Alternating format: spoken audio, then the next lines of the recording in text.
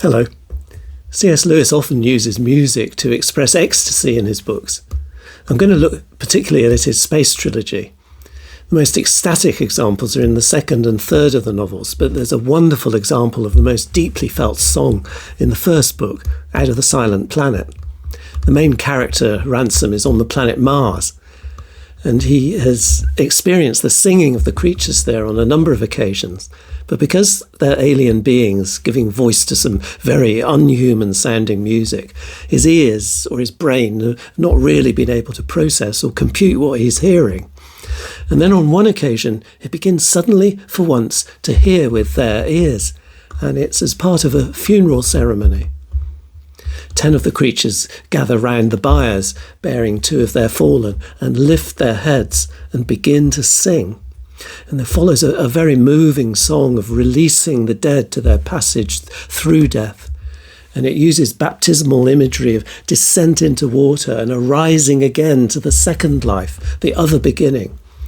And it becomes a song not just of sorrow, but of hope, and a sign of the rebirth, as if from the sun, of the entire world in forests and flowers of a colour and brightness which will come in its time. And the song bowed down Ransom's spirit, as if the gate of heaven had opened before him. In Perelandra, the second in the series, the same character, Ransom, witnesses the evil scientist, Weston, trying to tempt the lady of the planet Venus into disobedience. Weston's taking the role of the serpent, tempting Eve. Only this lady withstands the attack and she remains unfallen.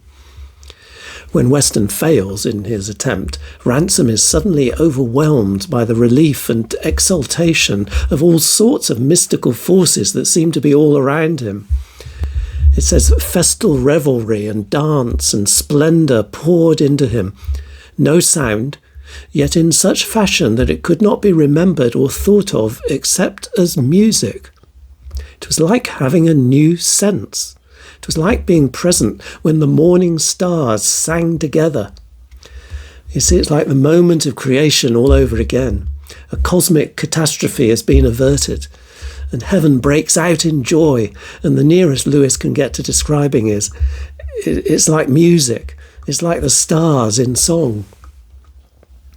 This is pretty much what the Devil Screwtape says about the joy of heaven in the Screwtape letters. He's groping for an explanation. And he says, well, it's sort of like music. But he doesn't really understand it. I talk a bit about that in a video on expressing the inexpressible. It's a kind of heavenly ecstasy, he seems to be trying to say. In Lewis's stories, the planets are each governed by an Oyasa, which is similar to a sort of archangel. And Lewis uses music to try and convey the indescribable differences, for instance, between the Oyasa of Mars and the Oyasa of Venus. One is like rhythm, he says. The other is like melody.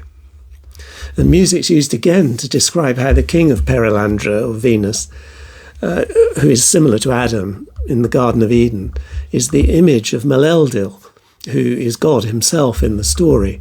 The king is the image of God, or as Lewis puts it, God's masterpiece of self-portraiture, a copy, like and not the same, an echo, a rhyme, an exquisite reverberation of the uncreated music prolonged in a created medium.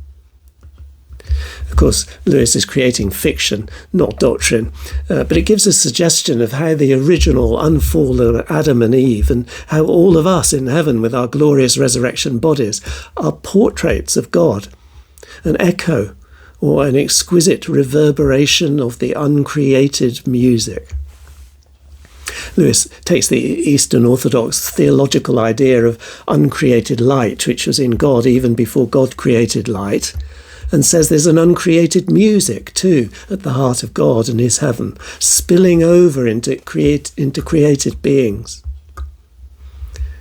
Towards the end of the book, Perelandra, there's an episode of ecstatic talk which goes on for several pages, possibly for a year in terms of time. It's a real tour de force by Lewis, in which the speech of 5 Eldilla, who are a kind of angelic being, is like the parts of a music into which all 5 of them had entered as instruments, or like a wind blowing through 5 trees that stand together on a hilltop.